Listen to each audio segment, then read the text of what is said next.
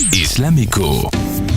عسلامة ومرحبا بكم. كالعادة مستمعينا في فقرة اليوم من إسلاميكو باش نحكيو على موضوع جديد في المالية الإسلامية باش نواصلوا مع عقود المشاركات. وعقد اليوم هو المشاركة. هات نتعرفوا مع بعضنا على عقد هذا. المشاركة ككلمة جاية من الشراكة، معناها بلغتنا العامية الشركة، والمشاركة هذه هي عبارة عن عقد بمقتضاه يلتزم طرفان أو أكثر بالمساهمة في مشروع مالي بتقديم حصة من مال أو أعمال واقتسام ما ينشأ من هالمشروع من ربح ولا خسارة. هات ناخذ مثال، زوز أشخاص عندهم فكرة مشروع وعندهم القدرة على تمويله مع بعضهم. من لهنا كل شخص يدخل بالمال اللي عنده كرأس مال في المشروع، ومن بعد الأرباح ولا الخسائر يتقسموها حسب النسب اللي اتفقوا عليها في العقد.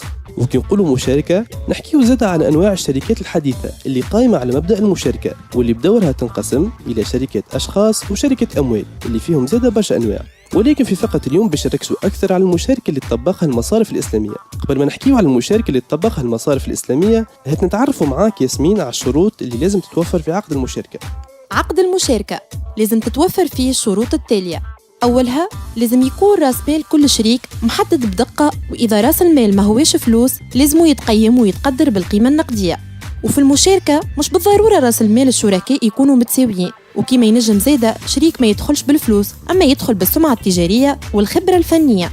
وكي قلنا إنه الشركاء باش يتقاسموا الربح والخسارة، الربح لازم يكون حسب النسب المتفق عليها وما لازمش يكون محدد بمقدار وإلا مبلغ قار. وإذا فما خسارة يتحملها الشركاء الكل. حاجة أخيرة نجمو نذكروها، عقد المشاركة هو عقد غير ملزم، معناها فسخ العقد إذا ما يضر حتى شريك جائز شرعاً. كنت كمل تحكيني ياسمين على كيفية تطبيق العقد هذا في المصرف الإسلامي.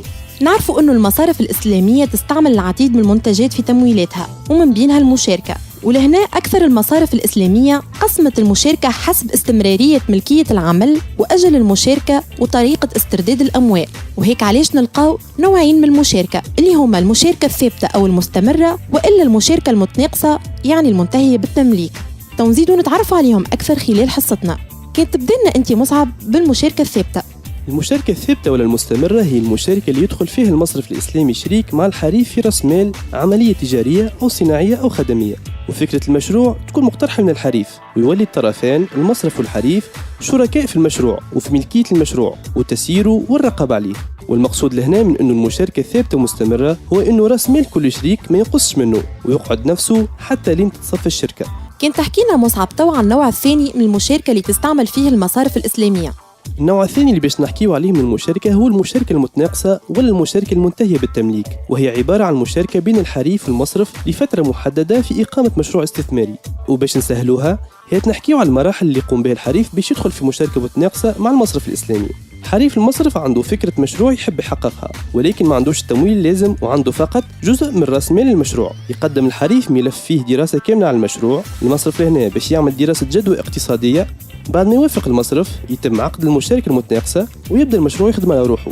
وأول ما يبدأ عائد الأرباح المصرف الإسلامي ياخذ الربح متاعه، أما الحريف كي ياخذ ربحه باش يبدأ يشري تدريجيا جزء من رأس المال المشروع من المصرف. وبعد فترة محددة الحريف باش يولي يمتلك المشروع كامل بعد ما شرى رأس مال المشروع من المصرف. أم يقول القائل ياسمين في العملية المصرف الإسلامي شنو باش يربح كي المشروع ما يقعدش ملكه في الآخر؟ المصرف الإسلامي لهناك يتخلى شريك في المشروع باش يربح على مدى سنوات عائد الربح من المشروع هذا، ومن بعد ما تكمل الفترة المصرف باش يرجع له راس ماله كامل، وهكا المصرف بعد فترة يكون ربح وزيد رجع راس ماله.